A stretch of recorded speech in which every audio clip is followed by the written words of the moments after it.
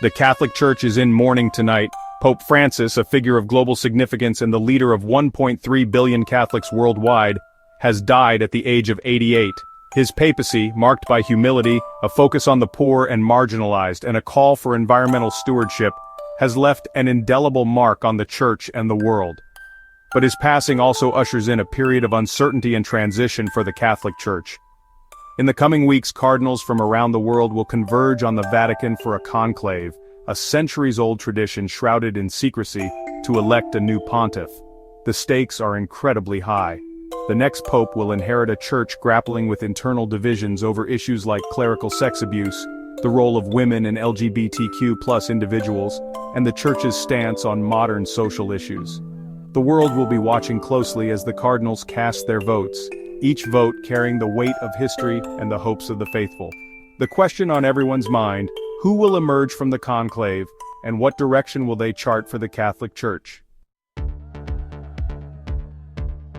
As the Vatican mourns, all eyes turn to the potential successors to Pope Francis, and one name that consistently emerges is Cardinal Pietro Parolin, a longtime Vatican diplomat and the current Secretary of State, essentially the Vatican's Prime Minister.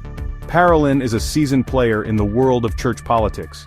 He served as the Vatican's top diplomat for years, navigating complex geopolitical situations and playing a key role in forging closer ties with China.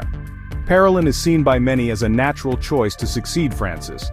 He's been a close confidant and collaborator, deeply involved in implementing the Pope's vision for a more merciful and outward-looking church. He's been at the forefront of Francis's diplomatic efforts, advocating for peace and dialogue in conflict zones around the world. But Parolin is not without his critics.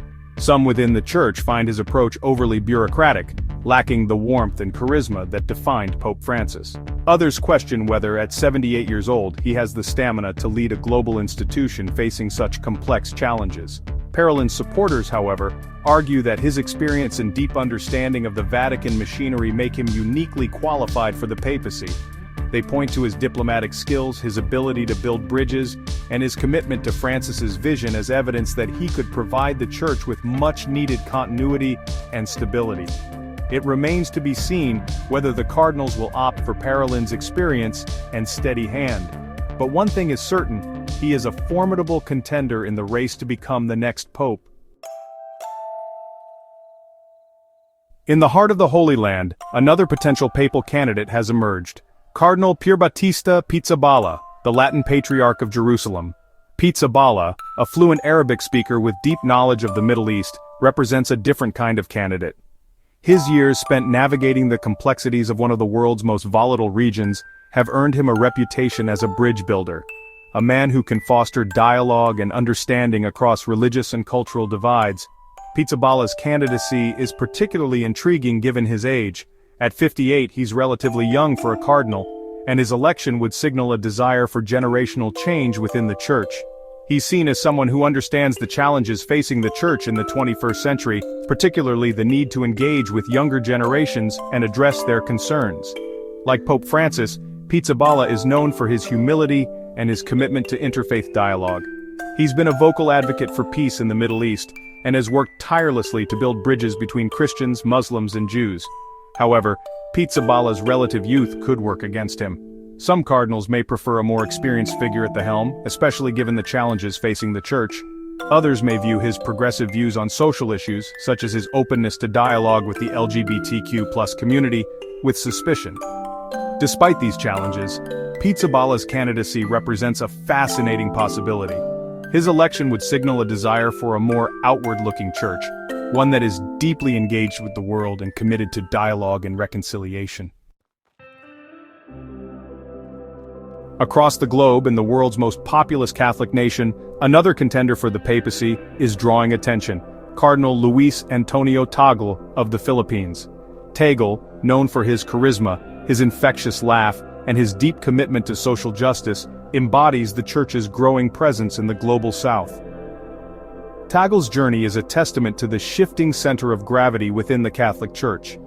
He rose from humble beginnings in the Philippines to become a leading voice for the poor and marginalized. His focus on social justice, his advocacy for migrants and refugees, and his passionate defense of the environment resonate deeply with Pope Francis's vision for a more inclusive and compassionate church. Tagle's election would be a watershed moment for the Catholic Church. It would mark the first time a non-European pope has been elected in centuries, signaling a recognition of the growing importance of the global South within Catholicism. His background and experiences would bring a fresh perspective to the papacy, one shaped by the realities of poverty, inequality, and the challenges of a rapidly changing world. However, Tagle also faces potential obstacles. Some within the Church view his theological views as too progressive, particularly his stance on issues like contraception and same-sex relationships.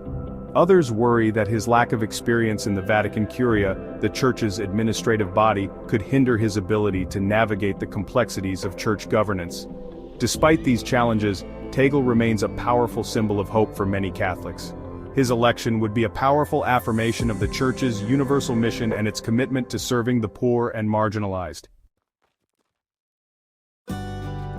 Chapter 4. Cardinal Peter Turkson, a historic candidacy facing headwinds. From the African continent, a continent witnessing remarkable growth in Catholic population, emerges Cardinal Peter Turkson of Ghana, a man whose candidacy carries the weight of history and the hopes of a continent.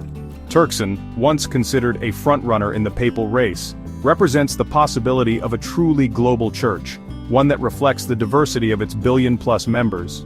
Turkson's journey from a small village in Ghana to the upper echelons of the Vatican is an inspiring testament to his intellect and dedication. He's known for his sharp mind, his eloquence, and his deep understanding of theological and social issues.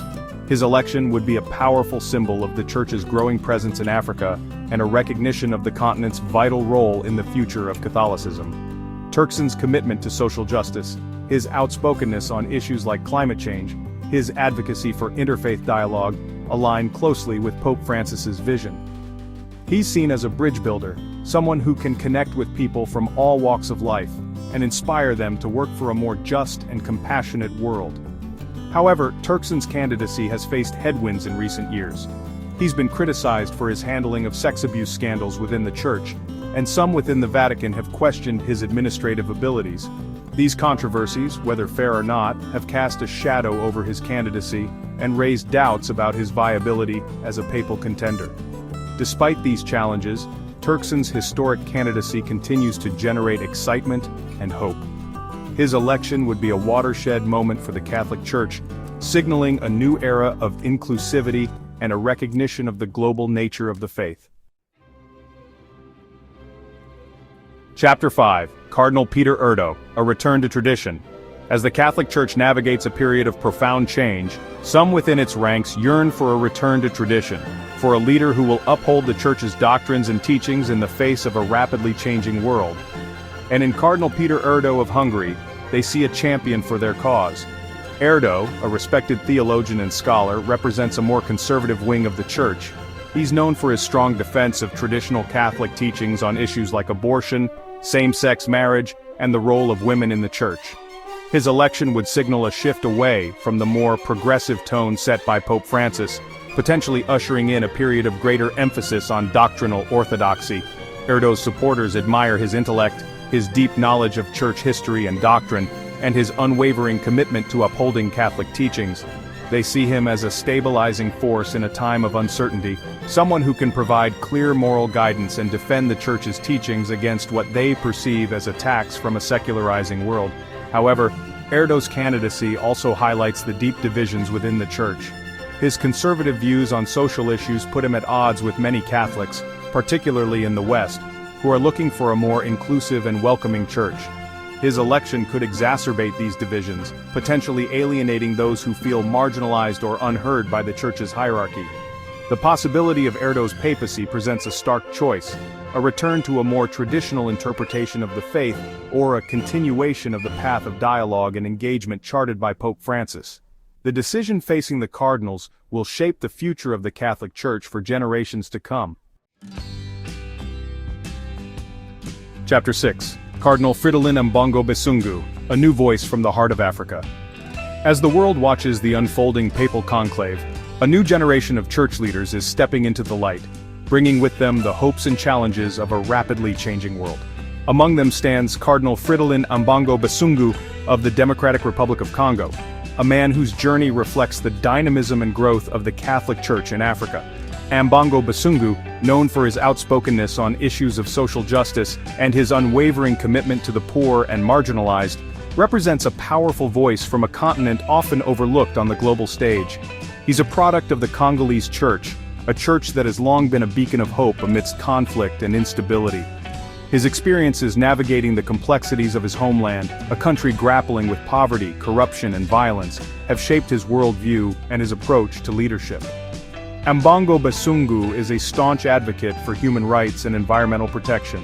He's not afraid to speak truth to power, challenging both political leaders and church officials to do more to address the root causes of poverty and injustice. His election would signal a shift towards a more engaged and vocal church, one that is willing to confront the challenges of the 21st century head-on. However, Ambongo Basungu's relative youth and lack of experience within the Vatican Curia could be seen as drawbacks by some cardinals.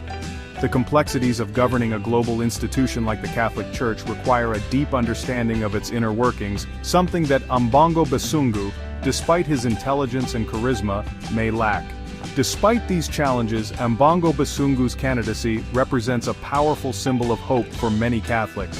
His election would be a testament to the vitality of the Church in Africa and a recognition of the continent's growing importance in shaping the future of Catholicism. Outro.